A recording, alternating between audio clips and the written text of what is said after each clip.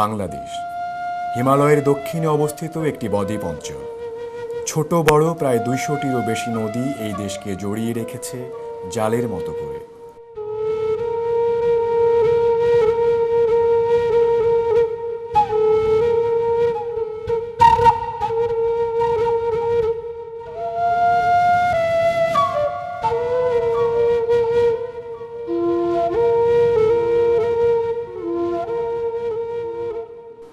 বছরে ৬ মাসেরও বেশি সময় দুর্যোগের সাথে এদেশের অধিবাসীরা বসবাস করে। বন্যা, সাইক্লোন, টর্নেডো বা ঘূর্ণিঝড় প্রায় প্রতি বছরই এদেশকে আঘাত করে একাধিকবার।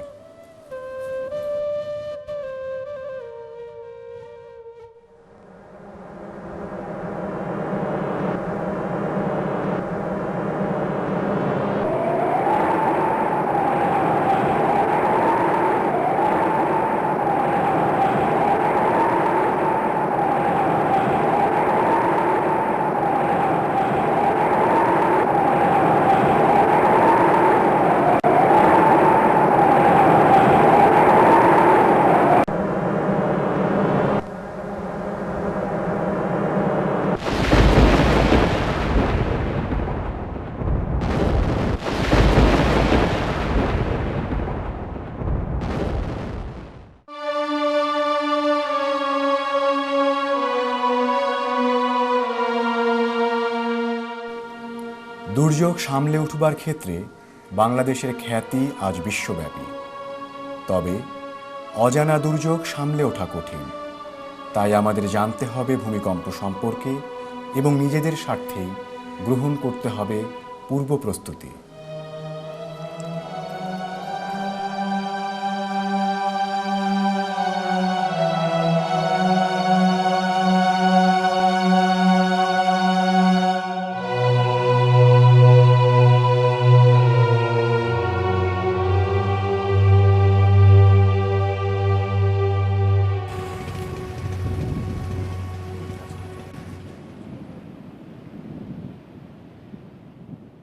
আমাদের পৃথিবীর অভ্যন্তরে মোট ১২টি টেকটনিক প্লেট রয়েছে, যার প্রত্যেকটি একে অপরের সাথে নিবিড়ভাবে সংযুক্ত।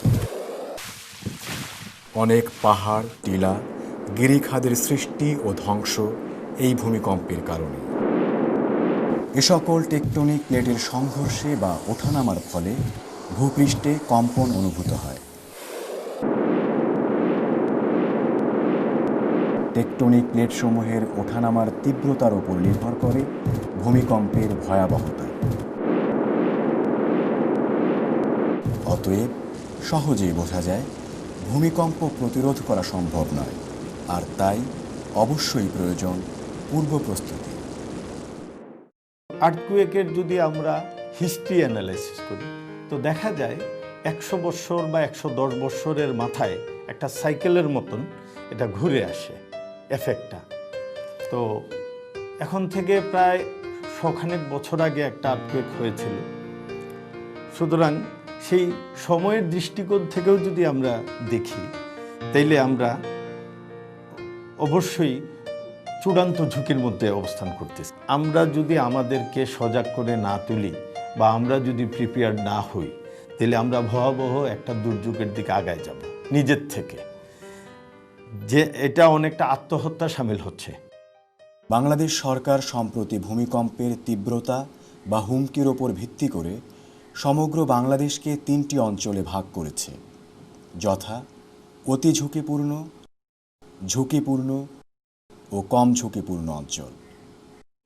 এর মধ্যে সিলেটকে বলা হচ্ছে অতি ঝুঁকিপূর্ণ অঞ্চল বা ফল্ট জোন, কেননা সিলেটের নিচ দিয়েই অতিক্রম করেছে ২টি টেকটনিক প্লেট।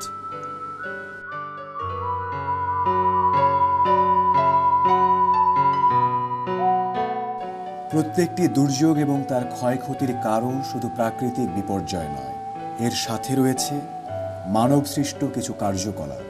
সিলেটে যেমন করে অবাধে পাহাড় কাটা হচ্ছে, তা এ অঞ্চলে ভূমিকম্পের ক্ষয়ক্ষতিকে দ্বিগুণ করে তুলতে পারে।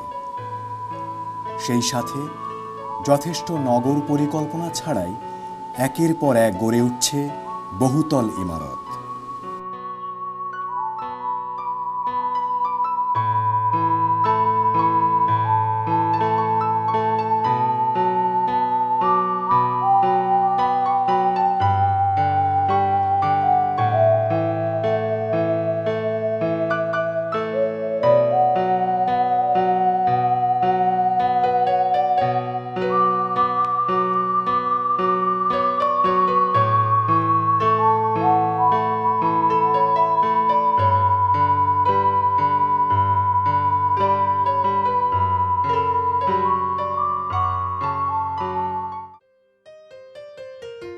এমনও আছে যে প্রপার কোয়ালিফাইড লোকও ডিজাইন করতেছে না, কিন্তু মাল্টিস্টোরি বিল্ডিং তাদের দ্বারা হচ্ছে। এবং এই সমস্ত জিনিস হওয়াটাকে রোহিত করার মতো মনে হচ্ছে কোনো ওয়াচডগ হিসাবে কেউ নাই। সে সামান্য টাকা বাঁচানোর জন্য আমার ইঞ্জিনিয়ারিং সুপারভিশনটাকে অ্যাভয়েড করতেছে। বললো আমি প্ল্যান পেয়ে গেছি, আর কিছুরই দরকার নেই, মিস্ত্রি কাজ জানে, মিস্ত্রিকে দিয়ে আমি বিল্ডিং বানাবো।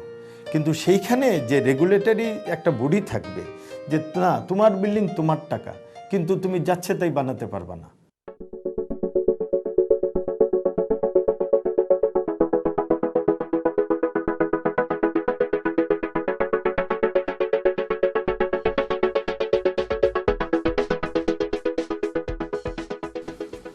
ইমারত আইন জেনে ও বুঝে কোনো অবকাঠামো নির্মাণ করলে ভূমিকম্পে ক্ষয়ক্ষতির পরিমাণ সন্দেহাতীতভাবেই হ্রাস পাবে।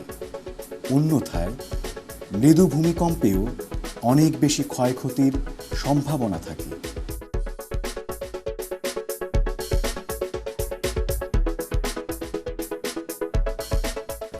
বিল্ডিং কনস্ট্রাকশন নীতিমালা, যেটা 1996, সেই নীতিমালা অনুসরণ করেই আমরা মূলত সিটি কর্পোরেশন এলাকার মধ্যে যে সমস্ত হাই রাইজ বিল্ডিং বা এনি টাইপ অফ স্ট্রাকচার, আবাসিক ভবন, সেগুলো আমরা সেই নীতিমালা অনুসরণ করেই অনুমোদন দিয়ে থাকি।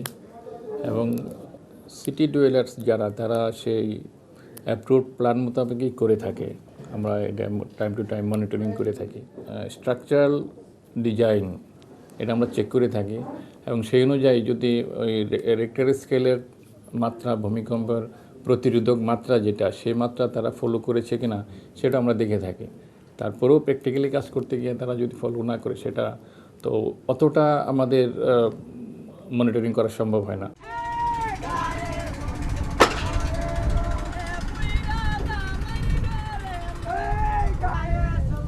অবকাঠামো নির্মাণে আরও বেশি বৈজ্ঞানিক ও টেকসই পদ্ধতিসমূহ অবলম্বন করা এ অঞ্চলে আজ সময়ের দাবি।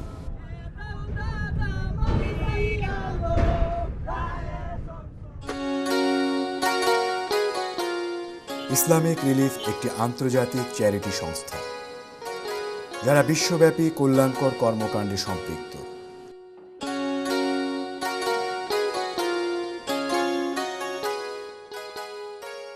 We came here as many NGOs to save and to provide relief to the community after this big disaster.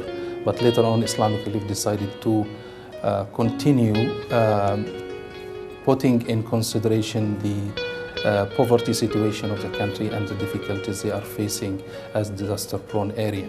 Our main focus actually is on to develop the capacity of the community and to provide them support for longer-term capacity building and income generation and life improvement of livelihood and poverty alleviation. That's why we have different interventions that provide longer-term support to the community whenever we go and in our strategic areas. 1991 সালে বাংলাদেশের উপকূলীয় অঞ্চলে ভয়ঙ্কর cyclone আঘাত হানার পর থেকেই সংস্থাটি Islamic relief Bangladesh নামে এই দেশে তাদের কার্যক্রম চালিয়ে আসছে। ইউরোপিয়ান ইউনিয়নের আর্থিক সহায়তায় বর্তমানে তারা সিলেট অঞ্চলে ভূমিকম্পের পূর্ব প্রস্তুতি সম্পর্কে স্থানীয় মানুষদের সচেতন করে তুলছে।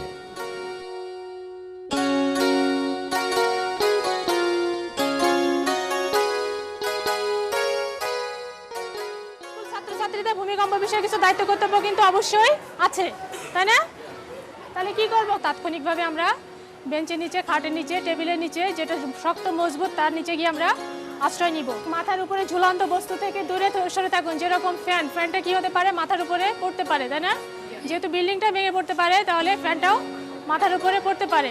স্টিলের আলমারি, শোকেস ইত্যাদি থেকে দূরে সরে আসবো। বলো, একজন বলো, আমরা স্কুলে আমরা কি প্রস্তুতি নিব?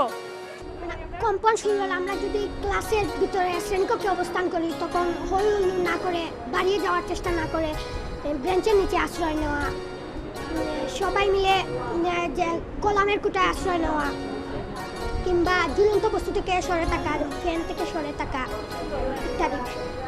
তাই না? এটা তো অনেক দায়িত্ব কর্তব্য আছে, তো প্রতিবেশীদেরকে আমাদেরকে সচেতন করতে হবে। আচ্ছা, ভূমিকম্প হলে কি করতে হবে? আমরা কি করব? আচ্ছা, 1 2 3।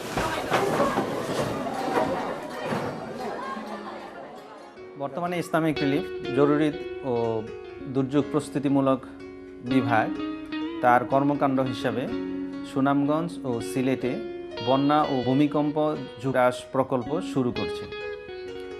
প্রকল্পটি ইউরোপিয়ান ইউনিয়নের আর্থিক সহযোগিতায় 15 মাসের জন্য একটি প্রকল্প স্বাক্ষর হয়। বর্তমান প্রকল্প সুনামগঞ্জের 6টি ইউনিয়ন এবং সিলেটের 6টি ওয়ার্ড নিয়ে কার্যক্রম শুরু করে, যার বেনিফিশিয়ারি সংখ্যা হলো 33,794। সিলেট শহরের 6টি ওয়ার্ডে আমরা রিলিফ অ্যান্ড রিহ্যাবিলিটেশন কমিটি গঠন করেছি। প্রত্যেকটা কমিটিতে 32 জন করে সদস্য আছে। পাশাপাশি স্কুল ছাত্রদেরকেও আমরা সম্পৃক্ত করেছি। প্রত্যেকটা ওয়ার্ডে একটা করে স্কুল, অর্থাৎ 100 জন ছাত্রকে আমরা প্রশিক্ষণ দিচ্ছি। এই প্রশিক্ষণের মধ্যে কী কী আছে, যে ভূমিকম্প প্রবণতা সম্পর্কে তাদেরকে ধারণা দেওয়া, ভূমিকম্প সম্পর্কে ধারণা দেওয়া, ভূমিকম্প হলে তখন তারা কী করবে সে সম্পর্কে ধারণা দেয়া হচ্ছে, প্রাথমিক চিকিৎসা সম্পর্কে ধারণা দেওয়া হচ্ছে, কীভাবে ভূমিকম্পে ক্ষতিগ্রস্ত লোকদেরকে উদ্ধার করা যায় সে সম্পর্কে ধারণা দেওয়া হচ্ছে। ইসলামিক রিলিফের প্রথম পদক্ষেপ এ অঞ্চলের ওয়ার্ডে ওয়ার্ডে দক্ষ এবং প্রশিক্ষণপ্রাপ্ত স্বেচ্ছাসেবকদের দল তৈরি করা, যারা এ অঞ্চলের মানুষকে ভূমিকম্পের পূর্ব প্রস্তুতি সম্পর্কে সচেতন করে তুলবে। শরীর থেকে রক্ত ঝরছে, তাকে আমরা কিভাবে রক্ত বন্ধ করে দিব আমরা একটু দেখি। হ্যাঁ, যে সে আঘাত পেয়ে তার শরীর থেকে রক্ত ঝরছে, প্রথমে তার যে ক্ষতস্থান সেই ক্ষতস্থান স্যাভলন অথবা পরিষ্কার পানি দিয়ে মুছে ফেলবো কিভাবে আমরা এইভাবে যেখানে আঘাত লেগেছে সেই দিকে না নিয়ে সেখান থেকে উল্টো দিকে আমরা নিব, এইভাবে আমরা পরিষ্কার করে দিব। ওই জায়গাটা আমরা চেপে ধরবো আমরা। চেপে ধরার পরে যদি রক্ত পড়া বন্ধ না হয় আরও একটু চেপে ধরবো।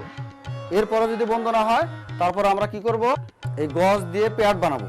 কিভাবে? এইভাবে আমরা ভাঁজ করব, ভাঁজ করে প্যাড বানিয়ে তার ক্ষতস্থানে রেখে আমরা কি করব, বেঁধে দিব, ব্যান্ডেজ দিয়ে বেঁধে দিব আমরা। এই যার ভিতর ব্যান্ডেজ আছে, হ্যাঁ, আমরা এটাতে কি করব, বেঁধে দিব। হ্যাঁ, আমরা বেঁধে দিলাম। বাংলাদেশের সরকার তার সাধ্যমতো প্রস্তুতি গ্রহণ করছে, তবে অনাকাঙ্ক্ষিত কোনো ভূমিকম্পের পরবর্তী অবস্থা মোকাবিলায় তা এখনও পর্যাপ্ত নয়।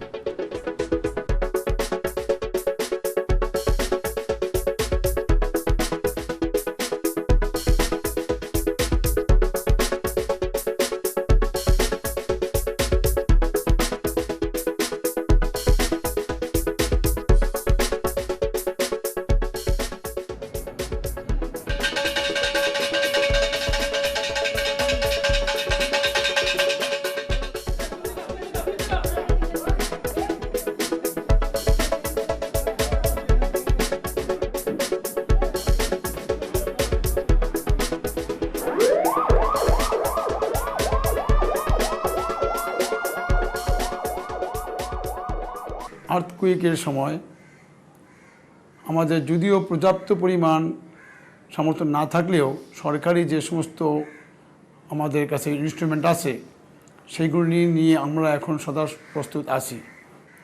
আর বড় ধরনের যে সমস্ত সামগ্রী এগুলা আশা করে যায় যে ওনারা প্রস্তুতি নিচ্ছেন, প্রক্রিয়াধীন আছে।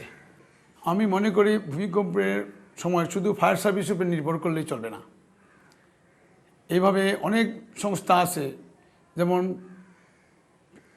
গ্যাস কোম্পানি, বিদ্যুৎ কোম্পানি, এই ছাড়া ওয়াসা, সিটি কর্পোরেশন, প্রত্যেকটা সংস্থা এরা যদি নিজেদের স্থানে থেকে যদি কাজ চালিয়ে যায় তাহলেও আমার মনে হয় অনেকটা জনগণের ফলপ্রসূ উপকার হবে। একে অপরকে সমন্বয় করতে হবে। যদি মনে করি এটা ফায়ার সার্ভিসের কাজ, আমাদের কাজ নয়, এটা বললে চলবে না।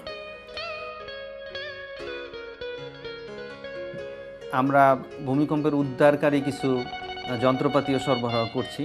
সেটা হচ্ছে আমরা বলি যে রেস্কিউ কিট। আরেকটা হলো প্রাথমিক চিকিৎসার জন্য আমরা বক্স দিয়ে দিচ্ছি। এখানে সব মানে জরুরি কিছু ঔষধপত্র এটাতে থাকবে, যাতে করে দুর্যোগের ইমিডিয়েটলি আফটার আর্থকুয়েক লোকজনকে সহযোগিতা করে প্রাথমিক চিকিৎসা দেওয়ার সুযোগ থাকবে।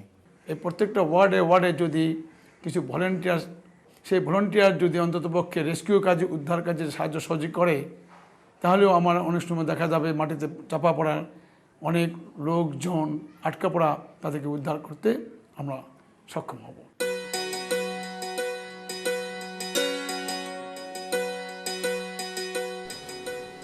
ইসলামিক রিলিফের প্রশিক্ষণপ্রাপ্ত স্বেচ্ছাসেবকদের দল সিলেটের ঘরে ঘরে গিয়ে সচেতন করে তুলছে নাগরিকদের। ভূমিকম্পে যে কোনো ধরনের ক্ষয়ক্ষতি কমিয়ে আনতে চলছে স্বেচ্ছাসেবকদের আন্তরিক প্রচেষ্টা। আন্টি, আমরা আসছি ইসলামিক রিলিফ বাংলাদেশ থেকে। ইসলামিক রিলিফ ইউরোপিয়ান কমিশনের আর্থিক সহায়তায় সিলেট সিটি কর্পোরেশনে 6টি ওয়ার্ডে ভূমিকম্প প্রস্তুতিমূলক একটি প্রকল্প বাস্তবায়ন করছি। এই প্রকল্পটা বাস্তবায়ন করতে গিয়ে আমরা প্রতি ওয়ার্ড থেকে 100 জন ইয়ুথ ভলান্টিয়ার স্বেচ্ছাসেবক নিয়েছি, ছেলে মেয়ে। যে এরা আপনাদের এলাকারই ছেলে, এই ওয়ার্ডেরই ছেলে। ওদেরকে আমরা ট্রেনিং করেছি ভূমিকম্প প্রস্তুতিমূলক। ওরা মাঝে মধ্যে এসে আপনাদের ভূমিকম্প হলে আপনারা কি করবেন, কোথায় আশ্রয় নেবেন, বের হলে কীভাবে বের হবেন, বা অন্যান্য আরও কী প্রস্তুতি নেওয়ার প্রয়োজন, এসব বিষয়ে কথা বলবে। তো আজকে সেই কিছু কথা বলার জন্য ওরা আসছে আপনাদের সাথে কথা বলবে।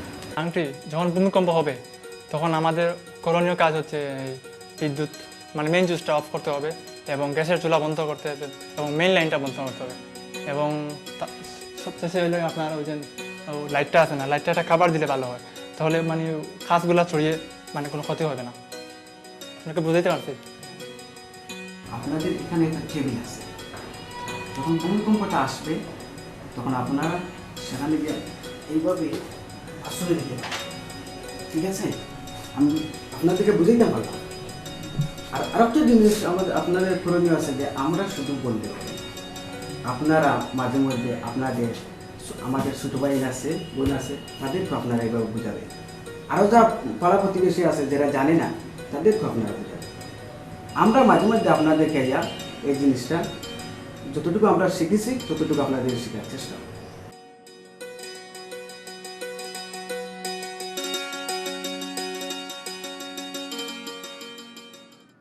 The main focus is on actually to minimize the losses of life in case of a major earthquake happen.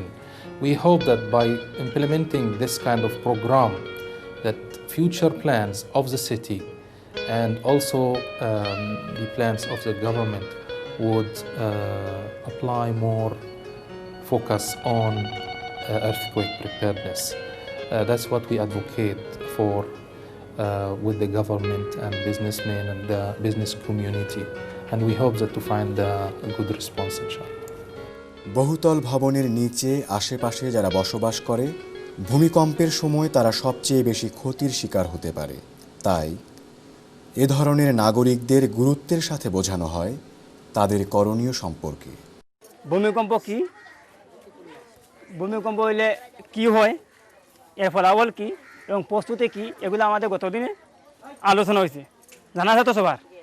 তাহলে আজকে আমাদের যে কাজটা এটা হলো যে ভূমিকম্প কোনগুলা ভূমিকম্প, বাংলাদেশের ভূমিকম্প যে যে স্থানগুলো আমরা একটু সবাই দেখবো। রাজনী সবাই কোন কোন এলাকায় বেশি, কোন কোন এলাকায় কম। ভূমিকম্পটা কি? ঘর ভাড়া দালানকুটা ভেঙে যায়, তারপর আশপাশের অনেক ক্ষতি হয়, গাছপালা পড়ে যায়, তারপর সাগর উত্তাল থাকে।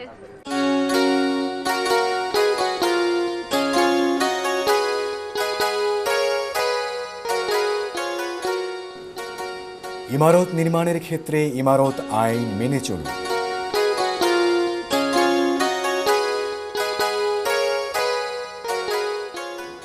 বহুতল ভবনের আশেপাশে নিচে বসবাস করলে দ্রুত বের হতে পারার রাস্তা পরিকল্পনায় রাখুন। এলাকাবাসী একত্রিত হয়ে বৈদ্যুতিক তার সুবিন্যস্ত করার উদ্যোগ গ্রহণ করুন। মনে রাখবেন, ভূমিকম্পের পর শতকরা 15% মৃত্যু হয় চাপা পড়ে, আর 85% মৃত্যু হয় দুর্ঘটনা থেকে।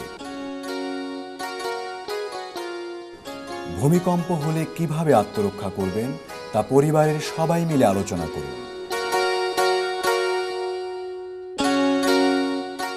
ঘরে সবসময় টর্চ লাইট, হেলমেট, কিছু দড়ি, ছোট ছড়ি ও একটি প্রাথমিক চিকিৎসা বাক্স রাখতে মোটেও ভুলবেন না। ভূমিকম্পের সময় উত্তেজিত হয়ে ছুটোছুটি করবেন না, বরং মাথা ঠান্ডা রাখুন। সব কিছু পর্যবেক্ষণ করে আত্মরক্ষা করুন। আসুন আমরা সচেতন হয়ে উঠি, আজই, এখনই।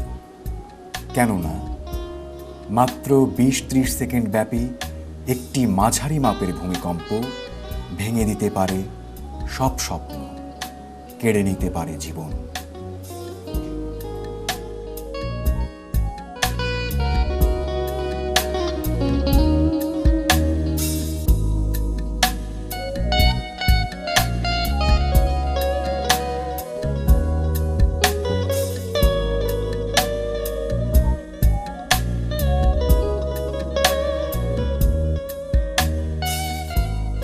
এই ঐতিহাসিক শহর সিলেটে কোনো ধরনের বড় দুর্যোগ মোকাবেলায় ইসলামিক রিলিফ তৎপর। প্রয়োজন আপনাদের সহযোগিতা।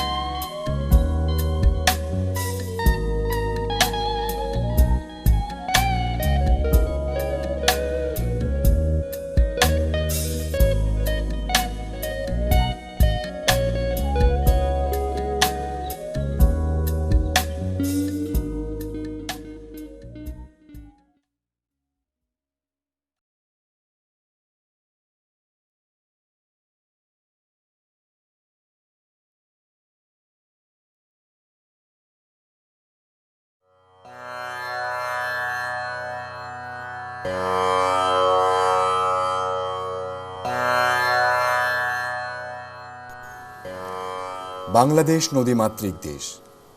নদ নদী, হাওড় বাওড়, খাল আর বিল জালের মতো জড়িয়ে রেখেছে এ দেশকে।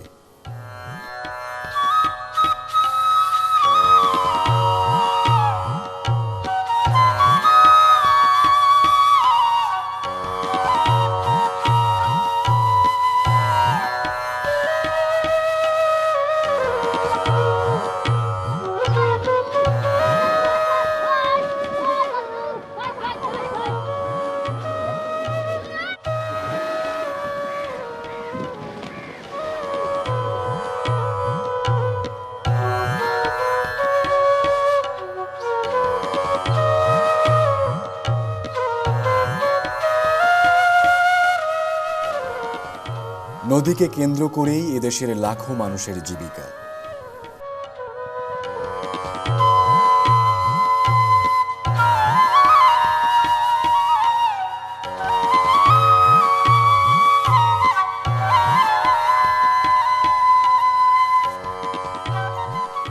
মানুষের জীবন তাই পানির সাথে মিশে গেছে একাকার হয়ে।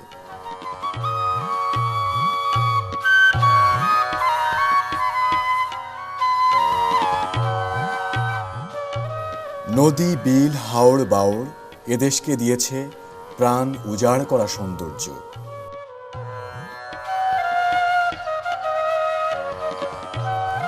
যেমন সৌন্দর্যে হাওড় নদী বাংলাদেশকে সাজিয়েছে, ঠিক তেমন তাণ্ডবেই প্রতি বছর এই সব নদী, হাওড়, বিল ভাসিয়ে দেয় এদেশকে।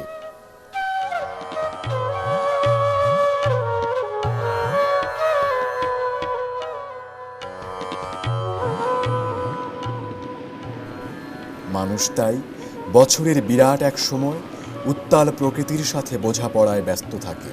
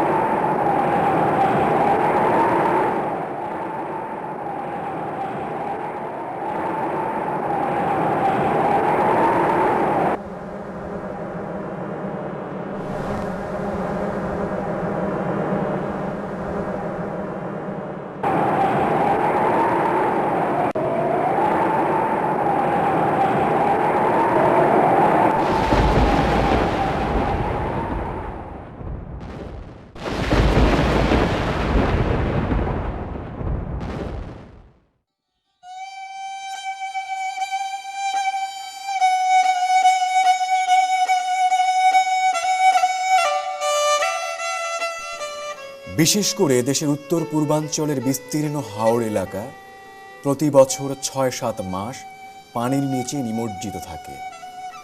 প্রকৃতি এ সময়ে চরমভাবে মানুষের প্রতিকূল অবস্থায় থাকে।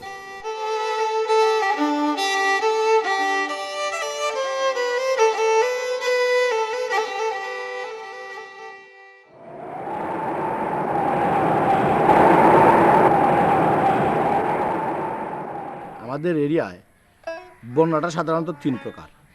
একটা বন্যা হচ্ছে আর্লি ফ্লাড বলে আমরা যেটাকে পরিচিত, মানে অগ্রিম বন্যা।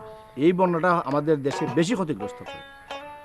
আমাদের দেশের প্রধান ফসল হচ্ছে বুড়ো। এই বুড়ো ফসলটা একেবারে তলিয়ে যায়, তখন মানুষের কোম্পানিতেই এই ফসলের ব্যাপক ক্ষতি হয়। তখন আমাদের এই এরিয়ার মানুষের আর কোনো কিছু খাবার সংগ্রহের জন্যই তাদের কোনো অন্য বস্ত্রের তো প্রয়োজনই নেই, খাবার সংগ্রহ করার তার কোনো কিছু থাকে না।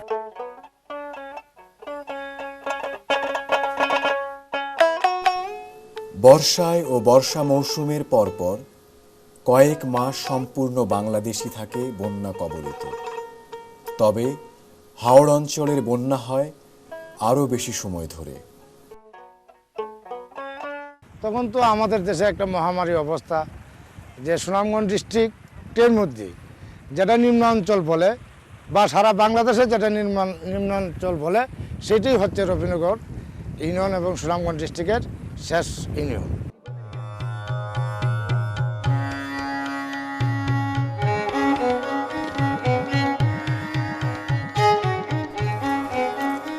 সরকারি তৎপরতা তো রয়েছেই, তবে তা দুর্যোগ সামলে উঠবার জন্য পর্যাপ্ত নয়। তাই বেসরকারি সমাজ কল্যাণ সংস্থাসমূহ এগিয়ে এসেছে দুর্যোগ মোকাবিলায়। সাধারণ মানুষের পাশে আজ তারা সহায় হয়ে দাঁড়িয়েছে। দায়িত্ব ইউনিয়ন পুনর্বাসন ও ত্রাণ কমিটির সাথে নিয়মিত যোগাযোগ রাখা, আর প্রসারণের সংবাদ পাওয়া মাত্র ঝাঁপিয়ে পড়া। কোথায় ঝাঁপিয়ে পড়বে? মানে প্রসারণের কাজে। কোন সময় পড়বে এটা? দুর্যোগের সময়। আপনি চমৎকার বলেছেন। ইসলামিক রিলিফ বাংলাদেশ ঠিক তেমনই একটি কল্যাণধর্মী সংগঠন। ইসলামিক রিলিফ বাংলাদেশের 1991 সালের প্রলয়ঙ্করী ঘূর্ণিঝড়ের পর থেকে এদেশের প্রত্যন্ত এলাকাসমূহে কাজ করে যাচ্ছে। ইসলামিক রিলিফ একটা আন্তর্জাতিক উন্নয়ন সংস্থা, এটা ব্রিটেন ভিত্তিক উন্নয়ন সংস্থা। আর বাংলাদেশ সম্পর্কে আমাদের আগের থেকেই ধারণা ছিল এদেশে অসংখ্য মানুষ বাস করে, তাদের সাহায্যের প্রয়োজন। তাই আমরা এখানে এসেছিলাম। তাদের যখন বিশেষভাবে সাহায্যের প্রয়োজন, সেই সাহায্যের হাত বাড়িয়ে দিয়েছিলাম। আমাদের বেনিফিশিয়ারি আছে যাদেরকে উদ্দেশ্য করে আমাদের সমস্ত আয়োজন, তাদের সঙ্গে কথাবার্তা বলে আমরা এই পরিকল্পনা প্রণয়ন করার চেষ্টা করছি। এখানে আমরা স্বাস্থ্য, শিক্ষা, দুর্যোগ প্রতিরোধ, দুর্যোগ ব্যবস্থাপনা এবং অন্যান্য যে সমস্ত আরও প্রয়োজন সেগুলো নিয়ে আমরা কাজ করার চেষ্টা করছি। এবং ইসলামিক রিলিফের একটা সিদ্ধান্ত আছে যে বাংলাদেশে আমরা দীর্ঘমেয়াদী কাজ করব।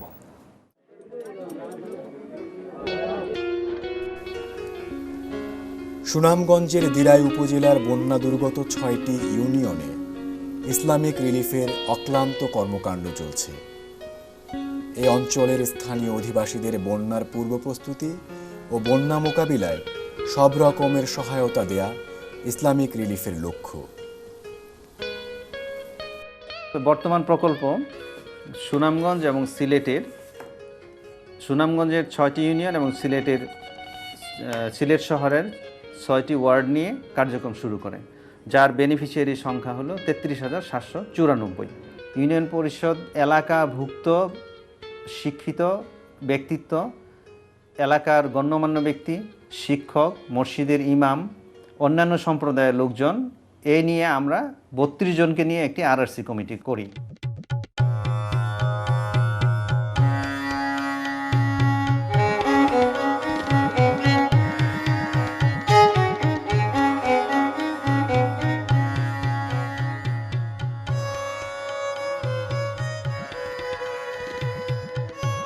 এখানে ইসলামিক রিলিফ 4 দিনব্যাপী এই প্রশিক্ষণের ভিতরে প্রথম 2 দিন হবে দুর্যোগ পূর্ব প্রস্তুতিমূলক বিষয়ের উপর আমরা 2 দিন আলোচনা করব। পরের 2 দিন আমরা আলোচনা করব ওয়াটার অ্যান্ড স্যানিটেশনের উপরে।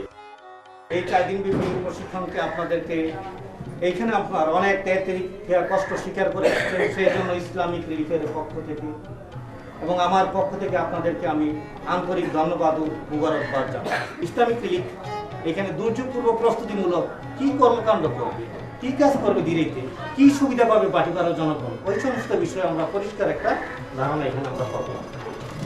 তারপরে দুর্যোগ কি, দুর্যোগ পূর্ব প্রস্তুতি কি, পারিবারিক প্রস্তুতি কি, তারপরে সামাজিক প্রস্তুতিগুলো কি, এই প্রস্তুতিগুলি নিলে আমাদের কি সুবিধা হবে, বন্যা কি, কি কারণে বন্যা হয়, দুর্যোগের ক্ষয়ক্ষতির কারণগুলো কি, এইগুলি থেকে কিভাবে আমরা নিজকে রক্ষা, কিছুটা একবারে প্রাকৃতিকগুলো কমিয়ে আনা সম্ভব নয়, কিছুটা হয়তো আমরা কি করতে পারি, আমরা কিছুটা হইলেও হয়তো রক্ষা পেতে পারি।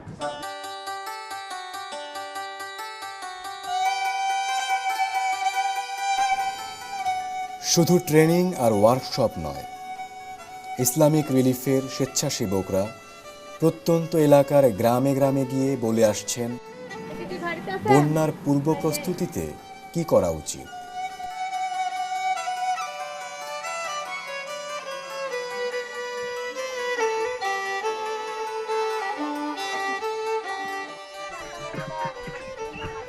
আপনি যে ছাল নিতেছেন এগুলা কি আমরা তো একসাথে এখন খাইয়া ফেলাইমু না, তো ওইখান থেকে আমরা যে 1 পুষ্টি প্রতিদিন রাখি তাহলে আমার সঞ্চয় হবে।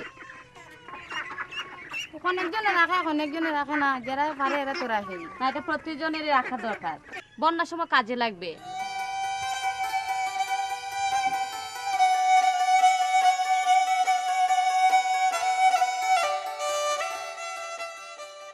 আমি ইসলামিক রিলিফের কাছ থেকে আশা করি যে আমাদের যে রাস্তাঘাটগুলির সংস্কার, শিক্ষার উন্নয়ন এবং গরিব দুস্থ অসহায়ের যে থাকা খাওয়ার যে একটা ব্যবস্থা, সেই ব্যবস্থাটা পাওয়ার আমি অত্যন্ত আশাবাদী এবং আগামী দিনের আমাদের যে কার্যক্রম সুপ্রসারের জন্য ইসলামিক রিলিফকে আমার ইউনিয়নবাসীর পক্ষ থেকে অন্তঃস্থল থেকে ধন্যবাদ জানাই।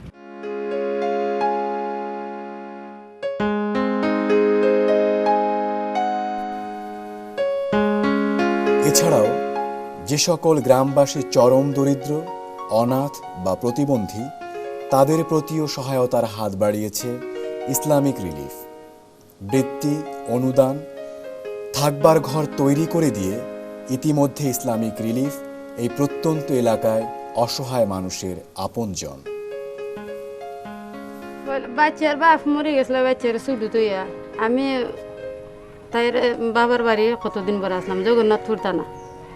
এর বাদে ইয়া ইসলামিক রিলিফে তাই নাম দিলাম বাদে তো ইসলামী রিলিফে সাহায্য করতেছেন, বাচ্চারা লেখাপড়া করাইতেছি, ওকে খাই খরচ খাইতেছি, আমার বাচ্চা হিডাও রোজগার হয়েছে, বনফুটটা তারও দুজনের তো রোজগার হয়ে গেছে, আমার বাচ্চা বনফুটো রুজি করে।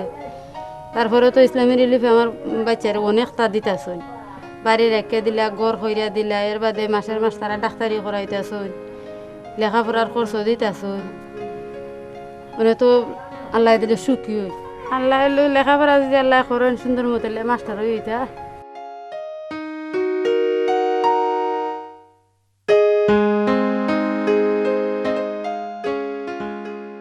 দিরাইতে একজন MBBS ডাক্তার আছে, ওই ডাক্তারকে দিয়ে আমরা প্রতি মাসে 82 জন বাচ্চাকে চেক আপ করা হয় এবং তাদের যদি কোনো সমস্যা থাকে সেটা আমরা ওষুধ কিনে দিই নিজে, মানে ইসলামী রিলিফের টাকা থেকে ওটা আমরা তাদেরকে টাকা পয়সা দিয়ে কিনে দিই ওষুধটা। আর এই হাওড় এলাকায় আর কি আমরা চাইতেছি যে এই ইসলামী রিলিফ যে মানে অনেকটা সহযোগিতা করতেছে, যে তাদের সচেতনতা নিয়ে এটা আর কি আমরা মাঠে গিয়ে এটা মানে চেষ্টা করতেছি যে তাদের সফল হোক আর কি ইসলামী রিলিফের পক্ষ থেকে, এটাই তো আমরা আশা করি।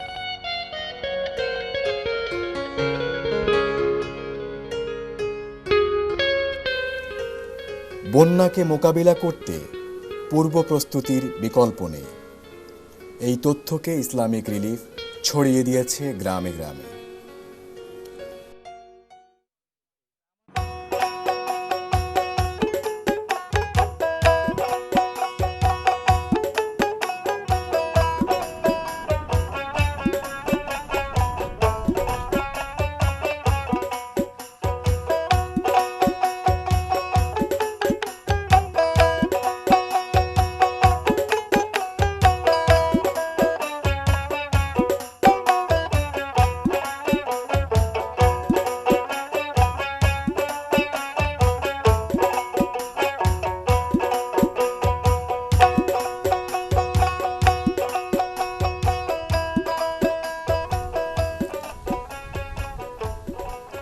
বন্যার পূর্ব প্রস্তুতিতে ইসলামিক রিলিফের প্রথম বার্তা হল বসতবাড়ি, গৃহপালিত পশুর থাকার জায়গা ও ল্যাট্রিন উঁচু করে বানানো।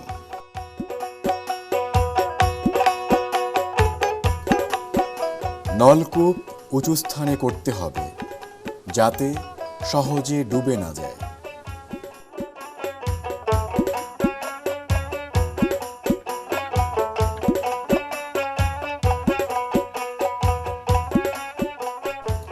বসতবাড়ির চারদিকে গাছ লাগাতে হবে যাতে বসতবাড়ির ভিটা বন্যার পানিতে ভেঙে না যায়। বন্যার আগে থেকেই নৌকা বা ভেলা প্রস্তুত রাখতে হবে।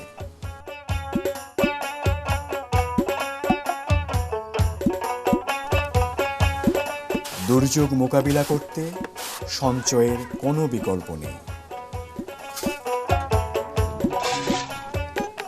বন্যাকে আটকানো যাবে না, কেননা প্রতি বছর এই বন্যার পানিতে যে পলি আসে তা ফসলের জমিকে করে আরও উর্বর।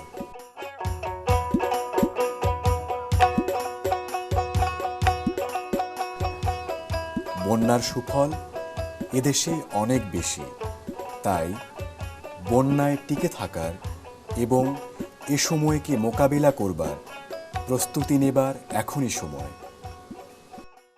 কিছুদিন যাবৎ আমাদের ইসলামিক রিলিফ আমাদেরকে বন্যার জন্য কিছু যুক্তি এবং কিছু সতর্কমূলক শিক্ষা দিচ্ছে এবং শিক্ষা পাচ্ছি।